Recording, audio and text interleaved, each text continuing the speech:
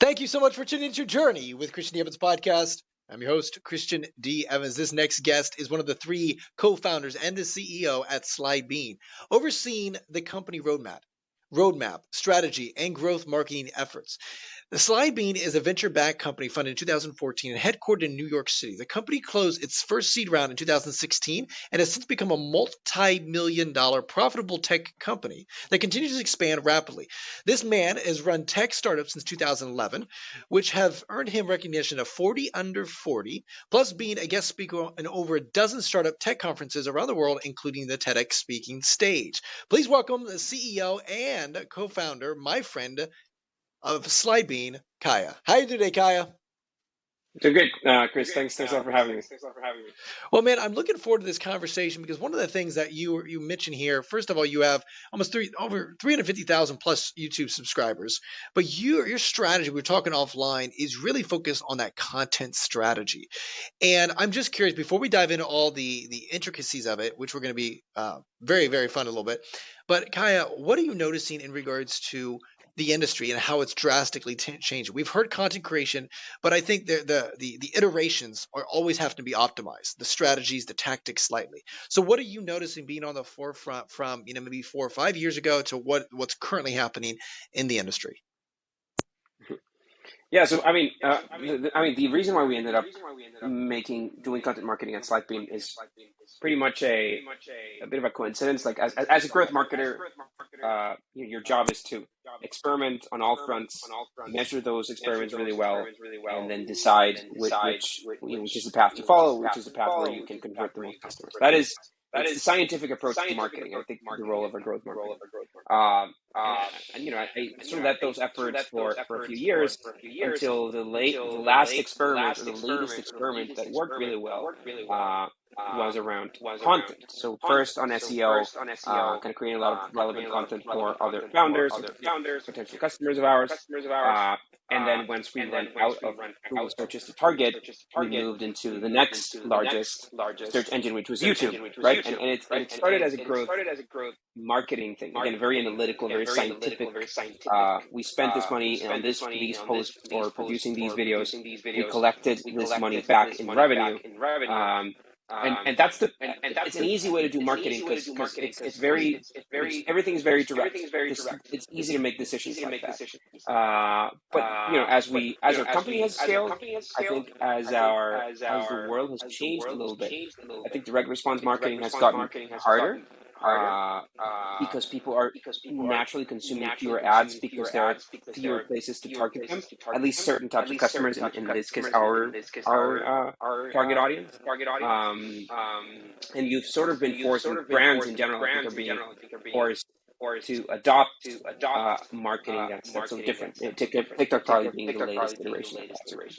There's a lot to talk about it. Well, let me ask you this in regards to this kind of what's happening in the industry.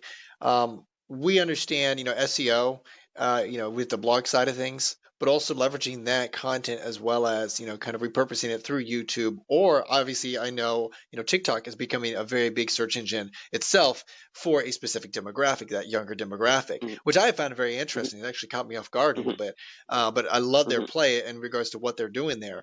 Kai, I'd love to help understand, maybe share with our audience in regards to leveraging that keyword SEO kind of focus with deploying both of those, repurposing that content on YouTube as well as TikTok.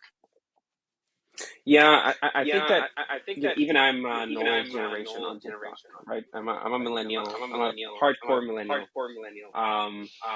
And yeah, like my use of TikTok was I almost forced myself to adopt TikTok. I'm like, this thing, people are talking about it, and you just start using it. So this was early pandemic. It's gonna be 3 years ago now. Where I'm like, and my partner, she started doing this as well at night. She's like, I'm gonna watch TikTok for 20 minutes just to understand what's happening. So we started doing that. She works in marketing too, so we started forcing ourselves to understand it. Now we do. Now there's millennial focused content. Before we didn't used to have this. But even my use of TikTok is very different. I use TikTok for entertainment. I consume content, but it has truly replaced time that I used to spend on Instagram, time that I used to spend on YouTube, even as a so-called YouTuber. time that I used to spend on Reddit, like it's moved, right? So like video is bigger than written content these days. Snacks of content have become relevant. Like, in our own experience producing YouTube videos, we used to make these videos called company forensics, which were like, we would take a company that died and we'd write a short story about it. Hey, like, this is this company, this is why this company died. And company forensics peaked around 2021, where where our most successful videos in that regard existed. But slowly but surely, the audience of those videos started dialing down. And I think that our best thesis on why that happened is, well, do you really need an 8-minute video to understand why Juicero died? Probably not. You could probably consume that in a 1 or 2 minute snack of content, short form. Right, so there's a lot of content that we were making that didn't have to be long form. It could be short form. I think another analogy to that is, does this post really deserve forever on the internet, fixed on your profile Instagram post, or is it worth a story? Right? Is it like a simple? I think that content has shifted like that a lot, but more importantly, that has shifted how and where people consume it, and therefore brands need to. They can't be one step ahead. They have to follow, but they have to follow as closely as possible. Yeah, and I guess that's where I find so interesting because, with each platform, you're optimizing for that platform naturally. And as there's an evolution of the individuals that engage, the users that engage on that platform, obviously as they evolve and the way they consume, the algorithm changes, et cetera, et cetera. And there's just those micro things that as companies you always have to reiterate. And like, for example, I know with SEO blog post, you can always come in, refresh it, readjust the keywords, et cetera, to make sure that it is ranking. With YouTube and TikTok, it's a slight different play. Not unless I'm mistaken on that, you can't come in when you push it, publish it. If you do it messes up the view rate, and you're noticing like it's maybe not as engaged, organically engaged, et cetera, et cetera. So how do you approach those situations? I mean, I'm speaking from like the content creator aspect, but as a content creator that has absolutely not figured out TikTok. So I probably stand closer as we produce one longer form video for YouTube, for our YouTube channel. People seem to like them. But I also stand as a brand. I'm a brand. Like I'm not a YouTuber. Like the reason why we make YouTube videos is to promote our own brand, right? But that is kind of like the key here. Like we understood that if we solved content marketing, and if we solved video form content marketing, the benefits that we could reap out of these is much bigger than what we would achieve by paying for it, or by running an ad on it, or by sponsoring someone on it. And that has been sort of like that shift. Does it need to live on TikTok, or does it need to adopt short form content? Yes, we're late. There's a big milestone happening now in this world, where TikTok essentially was paying creators out of their creator fund. They came up with like $1 billion fund, and essentially they're not doing rev share on ads. They're essentially saying, if you can get us 1 million views, we'll pay you $1 or something. So it is some small amount of money like that. But it is coming out of the creator fund. Yes, as a reason to motivate creators to understand that they're the ones bringing value to the platform. But YouTube is launching their rev share on YouTube Shorts in February. So essentially, instead of having a creator fund that just pays creators for the content that they produce, they now will rev share on the ads that are run on top of their short form content, which in the industry a lot of people think will be a significant motivator for people to adopt creators to adopt YouTube Shorts over TikTok, because they just get paid a lot better. TikTok will probably respond, but the point is there's a lot of money involved, and there's a lot of movement happening from both companies to solve this. And I think that more than last point on this before I shut up. That people have become very ad blind. On these short form content, even in long form content on video, the ad is an obstruction. It's an annoyance that you have to get over to watch what you really wanted to watch, right? So what happens when people pay for ads and you can no longer serve ads to those people, especially for high-end products, especially for products that are sold to high-income individuals. Our case being one, these are founders who make good salaries. They're probably paying to get rid of the ads. So how do you target? That's kind of part of the question. Well, Kaya, you bring up a really good point because, like you mentioned, with the iOS update and a lot of the privacy concerns, et cetera, we're seeing a lot of that kind of pullback.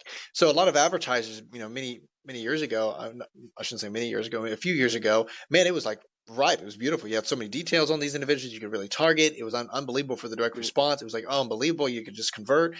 However, like you mentioned, we're starting to see that totally adjust, whether it's for good or for bad, whatever it is on the privacy world. But it's tough for the digital marketing. So that's why the content creators. So I'm curious in regards to, because you dominate the YouTube. So let's just stick on that a little bit, okay? What are you doing? Maybe some tricks, some tips, things like that. Because I've seen and I've analyzed this, and I've seen some where it's very very just blatant in regards to their YouTube, strategy and their content strategy. I've also seen some that are very, very like dialed in. They have a call to action. They know exactly the funnel, and I'm always intrigued by their top of funnel, what their call to action is, what that looks like. It intrigues me. Of course, I'm clicking because I want to learn a little bit more, and I'm analyzing their structure. So, Kaya, what have you noticed that help really? Maybe specific call to actions, maybe different hooks, maybe just different way of structuring the video itself to ensure that you've got a good watch hour, but also getting people to click and get through your top of funnel.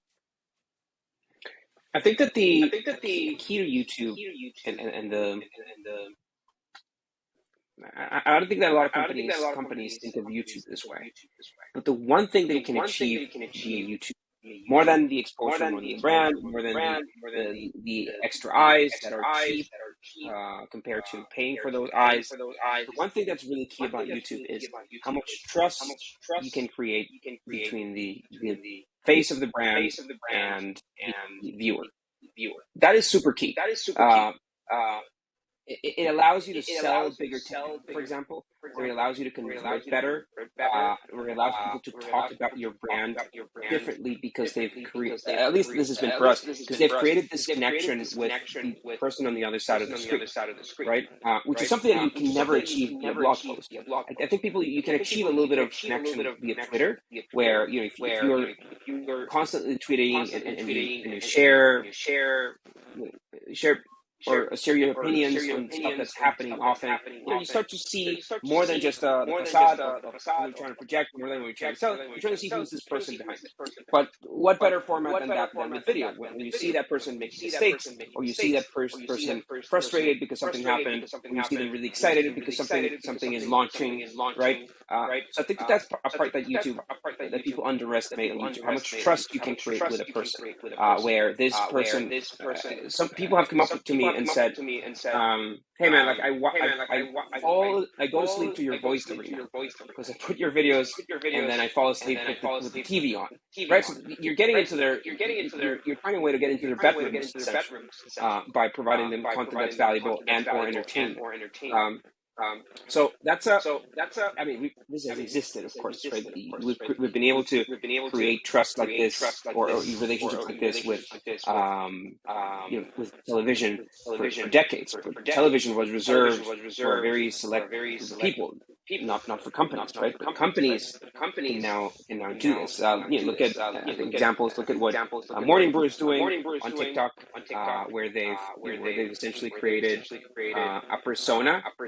I can't imagine how much Morning Brew pays their TikTok guy, because that person is the face of Morning Brew. It's not a co-founder. He's an employee, but he is the face of TikTok in a whole entirely media. It's a super key employee for a company like that. I remember this company called not TikTok, but it was a company called HQ Trivia. I don't know if you remember this, Chris. It was like this mobile game that launched maybe 2019, where it had like it's like a trivia game, but it was live. Playing live at the same time, and they had the narrator person, Scott Rogowski. So you would tune in every day at 2, and you would play through 12 questions, and if you got to the end, you'd get a real cash prize. And you're playing against 100,000 people to get $100,000 prize to get to the end. Huge success story, but until the company failed, and one of the reasons why the company failed was because they lost their host, because the brand had been attached to this person so strongly. His personality was really explosive, ideal for this product. So yeah, but going to other examples, I think of Duolingo, for example. There's no human face to Duolingo. There's some really smart people coming up with jokes to make Duolingo TikToks. But like, this is a way to connect with the brand in a fun way. Like, I think of Duolingo every day now. I don't use it, but I think it's on the very, very top of my head. And if I ever want to learn a language, I wouldn't go anywhere else. Right? So it's not a direct conversion anymore. It's not like I saw a Duolingo ad and I'm going to pay for it. They've earned this by making me laugh every other day when I come across one of their TikToks. But it's on top of mind, and it's achieved via the new content channels that we have today.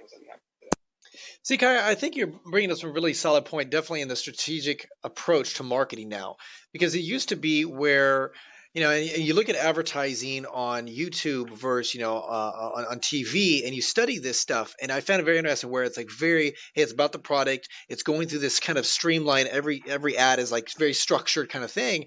And what you're basically saying is the way they approach it now, it may not have anything to do with the actual product, but it may be something funny or something similar. And then what happens, you associate that emotion, was basically what you're saying.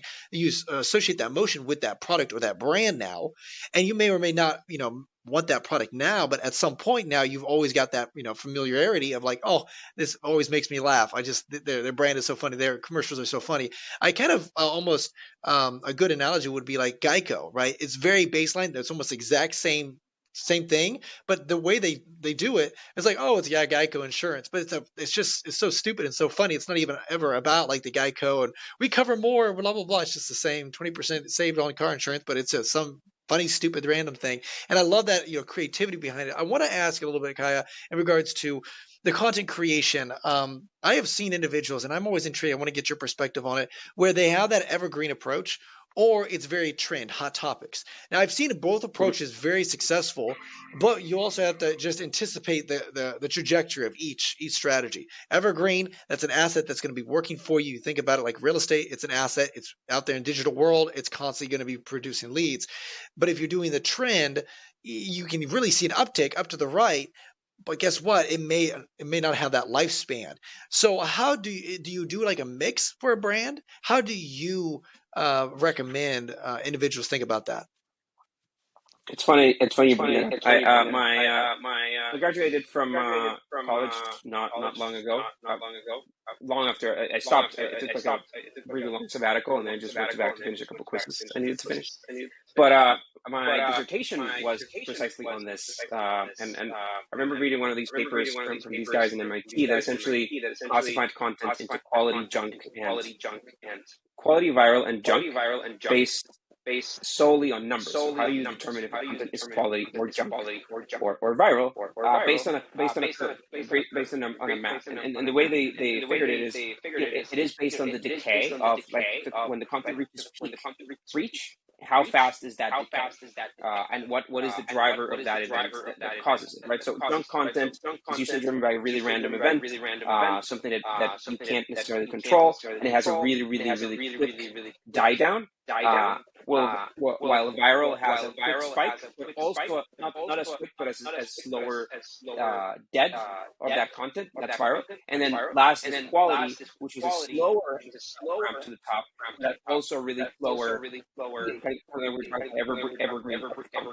And I think that you could I think that for a brand, any of those strategies is valid. I mean, junk content, I guess, is an exception because you can't really control or they determined that you can't really control the scaling of junk content. But viral, this is the difference. Is it viral or is it core? I think that both apply. Viral is jumping on a trend, doing the dance, coming up with that. You know that it could reach a lot of people. It's less relevant to them because it speaks a little to what the brand wants to be. Duolingo, for example, is an end user brand. It doesn't matter if people perceive Duolingo as a silly guy in a costume. It's okay, right? It's a playful brand. They can get away with the guy dancing or not getting into the Dua Lipa concert. But depending on the brand, in our case, our brand needs to project a little bit of more security or expertise. We need to show that we're really good experts on whatever it is that we're selling. So we can't necessarily get away with viral content. So we kind of like go the other way with evergreen quality content in the sense that it's more serious, it's less playful. We can't jump on trends. We can't do a dance on TikTok. We try to get to people through other reasons. So do you, and you mentioned both are very applicable, and I like that approach. Do you recommend like a 60-40 split where 60% on focusing on evergreen, or maybe 80-20 where, okay, you have some of it sprinkled into your content machine or strategy, but you only take a percentage of your time, energy, and effort and your team's energy? Yeah, this is a good question because for the longest time we again, I was a growth marketer. For the longest time, we were a direct response focused marketing team, where 80% of our time and 80% of our money went to campaigns that we could measure against conversion. And this was key to our growth, by the way. And I think that for any early stage, that's what you should do. You try and find direct response campaigns, because what you need early on is to get to a baseline of revenue to prove that your business works, that your model works, that you're effective. You need customers ASAP, and any brand stuff is experimental, it's risky, it may take a long time to take in, so you can't get away with that as an early entrepreneur. So direct response was the way. And we thought of it as an 80 in our efforts. But and then the other 20 was brand. Brand awareness. We can't measure it, but people, what do we do for people to like our brand, to identify it? We can't measure it. Therefore, we only dedicate 20% of our budget. As the company grew, marketing budget grew. That 20% also grew, but it was a fraction of the fraction. Today, the media team, so the people who work directly on YouTube content make up for about 40% of our marketing budget. So it's grown. It's grown because we've had a big milestone. We've understood how valuable it is, and I think the last part, which was I guess the beginning of the conversation, the last part is because the direct response team has struggled lately to find really profitable marketing channels. So we've been at a good position where we've been able to divert some of that budget to the brand awareness people, and still make it count. Even though we honestly can't measure it. We don't know how many people came from one YouTube video or the other. The only way we can kind of know is asking them, and we get an idea of it, but it's not the final exact number that a growth marketer is looking for.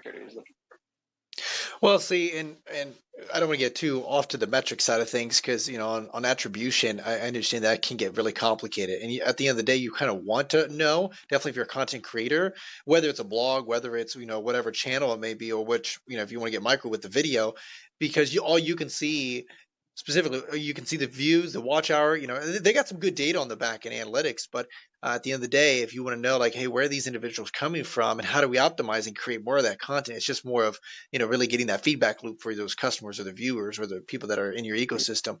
Interesting concept. I want to ask a little bit on when you're building this out, and specifically talking about hot trends, because with long-term evergreen content, you can do a lot of keyword research. You can really create a nice little, develop video, 5-7 minutes long, 1, 2, 3 steps, all that fun stuff, right? And that can be pushed out, and we understand that approach. But with hot trends, I think there's a strategic approach. I want to get your response. So, because I know some trends, some of them only last a week, some of them only last, maybe 3 weeks, and so it's very short. So it's what I'm basically saying is you have to turn that content around pretty quickly. So you create it, turn it around, boom, push it out. What is your way of approaching that, specifically in hot trends in regards to like timeline, and just maybe having the right expectation in regards to our listeners? Yeah, like we don't.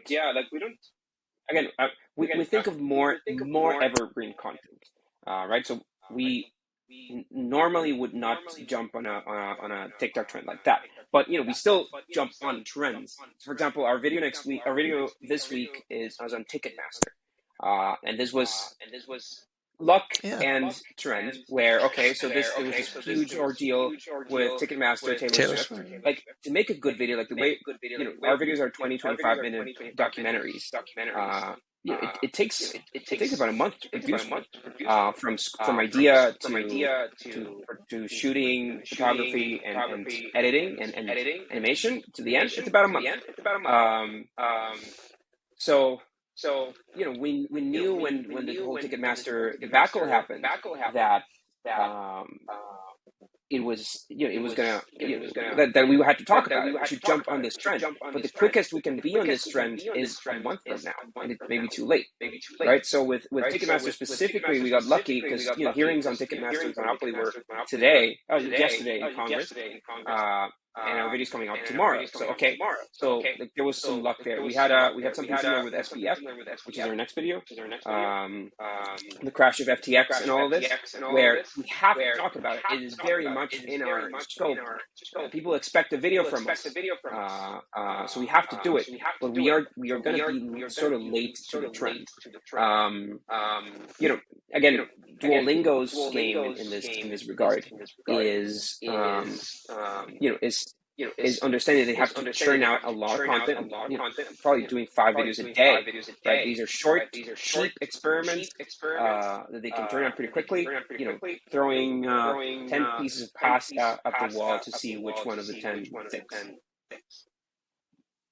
Yeah, that makes sense, and I love what you're saying in regards to just that really optimizing for that evergreen content. And I think most of our audience really kind of, gravitate toward that a little bit, having that approach, because at the end of the day, working those trends, it can be very, very exclusive up to the right trajectory, hitting the viral, whatever it may be. But at the end of the day, long term, you don't want to just plateau or like just, jump off a cliff. You want to make sure that you obviously are scaling up, consistently, and that evergreen, definitely pushing that on a consistent basis. With you, and I think go ahead. sorry, just a sec, just one more note on that. I think both approaches are valid. Like, in my space, you have Jason Calacanis, huge investor, famous investor, podcaster, etc. Jason Calacanis has a podcast. They have the 1-hour session with other relevant people, and they speak very much on the subject or on the matters of today: recession, investors investing less. I don't know if somebody can go and watch that video or hear that podcast in a year and get value out of it. Probably not. It probably dies out. But in our case, I can. So it's it could go viral today. People are talking about it. People are sharing it. It's super relevant, valuable. It will peak and then plateau. In our case, for example, we made this video on digital nomads, on how digital nomads are sort of colonizing communities in developing countries around the world. It's a video that gets a shit ton of views even today, because it is a topic that will never or will not stop being relevant anytime soon. Much longer to produce, much riskier. You reap the benefits later, right? So both strategies, I think, work. Well, with the content, and let's loop back over to evergreen. When you create that content, I know, and from maybe this is just naivety, talking. When you touch that, when you go out there, publish it, that piece of content evergreen on YouTube. If you go back in there and adjust anything, it messes up with the algorithm. Is that correct? So how do you make sure that it's, constantly you're able to, maybe modify it or things like that? Because I know blog posts, you can obviously adjust the keywords, SEO a little bit Right. every year, every 12 months, every 18 months to kind of, refresh it. So what are you doing with YouTube to be able to do that? Or is it like you have to recreate it from scratch? I'm curious. Yeah, that's a catch on YouTube. Vimeo has this really cool feature where you can truly modify a video, but people don't go to Vimeo. Vimeo doesn't bring you audio, right? You literally can't. The content's there forever. Sometimes you get lucky, right? So we made this video on early 2021. We made this video on the dot-com bubble, and essentially what we were saying at that time with the dot-com bubble video was that, hey, like some stuff that's happening right now, this is early 2021, looks kind of bubbly. There are some parallels between 2021 with the dot-com bubble and the blockchain bubble maybe coming, or like stock prices going through the roof while we're in the middle of the pandemic. Man, this kind of looks like we might be in a bubble too, but we don't know. So we don't know. I'm not going to pretend I'm going to predict it. I'm just going to tell you about the 2001 bubble and see if you find your own similarities. But then turns out we were right, and then people appreciate now that on YouTube we have this video dated 2021 that predicted the 2022 bubble. We got lucky, but it's the silver lining of that approach. Okay, well, it sounds like things are working out. Your situation, SBF and Ticketmaster and the bubble as well. What I found interesting, and I want to ask you because a lot of times I've always thought of content creation very linear in regards to very specific long tail keywords, adjusting that, and very topical around obviously whatever your product and service. So whatever that easy conversion is. But the other day, I was literally watching a documentary. It was about George Soros, someone I don't watch much of, but I was like, hey, I'm intrigued with. And I was watching this documentary, and it was like 15 minutes in, and then they started giving me advertising, and it was like so random. There was like, hey, and he invested it into art, and then he went into Masterworks about art, and this for like maybe like 30 seconds, and I'm thinking, wow, that was so smooth transition. I actually had to catch myself, like, why were they talking about Masterwork? But anyways, my point is I'm curious with your content. I'm seeing very creative aspects now with where people are creating this long form content. It maybe has like it catches. It maybe have nothing to say Masterworks, why this is powerful, invest into art, et cetera, et cetera. But it says here's a documentary about this person. We'll create it for free. We know that it will generate. It's a hot topic, whatever it may be, or maybe it just might be somewhat of an influence like Bloomberg, Ray Dalio, et cetera. But in there they integrate it very creatively with their product or service somehow. Have you found that was an effective strategy at all? I just want to get your intake because that literally just happened to me the other day. I thought that was a really pretty sly way of doing it. Funny story. Masterworks is the sponsor of the Ticketmaster video. So they literally in their brief sort of want to hear what the script is about, and they try to sort of write a little bridge that works as a transition. I don't think it's as smooth as the one you told me, not for the Ticketmaster video, but funny coincidence. I think that we see different ends of the spectrum, right? Let's for example, the Masterworks or the Skillshare type of sponsor on YouTube. It's a break in the story. It's like, hey, I'm going to stop talking about this. I'm going to talk about this sponsor. Great, good. It's the classic sponsorship, and those work. But we've done others. For example, and again, it requires this different approach to things that not everybody figures out as quickly. I'm really close with a company called Short Mobile. It's another startup. I know the CEO, and I've known them for a long time. So we were making this video on how SaaS metrics work, like what churn means and what MR means, all these acronyms that we use. And I'm gonna make this video, and I'm gonna have to show like a chart of how measured, right? And the chart that I look at every week is the move. I'm like, guys, I'm gonna make this video anyways. But your chart's gonna be really prominent in the video. let's do this. I mean, we weren't really good at selling sponsorship back then. But let's do this. Like, let's call it. Let's say that you sponsored the video for me, and just give me a discount or whatever. Like, don't bill me for the next 3 months on the platform that I use anyway. I think it will work out pretty well. We go for it. Fantastic lead source for them because it's just a platform that, I mean, it's just a hero of the video. It's so naturally integrated into what I'm talking about that you have people in the comments saying, "Hey, what's this tool that he's using? Like, I want to know what it is." Even though at the end of the video I actually talk about it and mention it. So like it created sort of that effect. That's I think like a middle where I think that there's a world where a brand and a creator can achieve that integration and talk about a video like that. I think that's possible, but it requires sort of like an out of box of like negotiating on the topic, being able to take a risk on this, right? But we do it, and we've been able to go, especially with companies and sponsors who we have a good relationship with. And then there's like the full integration, which is ourselves, right? That's the Slightbean brand inside our video, where people just know I'm the CEO of Slightbean, and once they figure out that Slightbean's not just a YouTube channel, like, oh, so what did this guy do? And then that's where you create this brand trust. It's our own channel.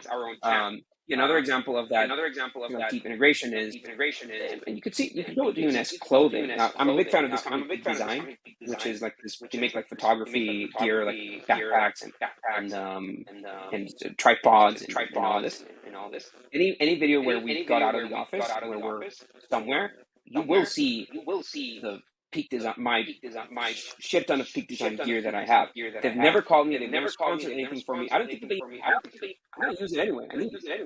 So that's those like deep integrations. I think that is very much where brands need to figure out, like, how to integrate that deeply into the content that people are consuming, not into the ads. Because ads are I'm stealing this one from someone, but ads are like a tax for the poor.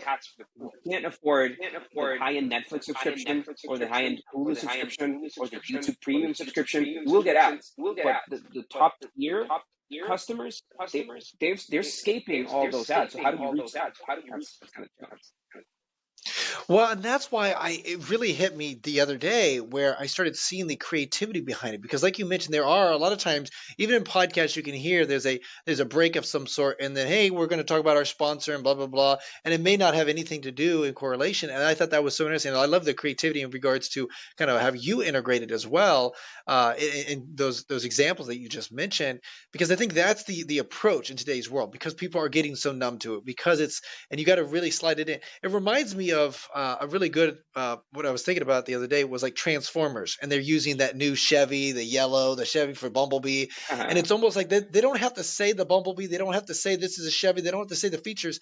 It's just by association right there, and it's a story as well. And so that's why I'm always just intrigued. In today's world, I'm seeing that evolution of, since we don't have all the metrics on these people and the data and retargeting and all that stuff's kind of going away, we have to get a little bit more creative in the content that we develop. And I appreciate what you're saying. Caya, I really appreciate you being on here and unpacking. I know we could dive into even deeper, of course. For those that want to reach out to you and be part of what you got going on, how do they reach out to you and learn a little bit more what you got going on, man? Yeah, man. So you can probably tell by now that most of what occupies my head is around YouTube and content. I guess that it's the part that I think that where a lot of companies need to move into, where our company needs to move into, and obviously where we're seeing a lot of breakthroughs in the stuff that we're doing and producing.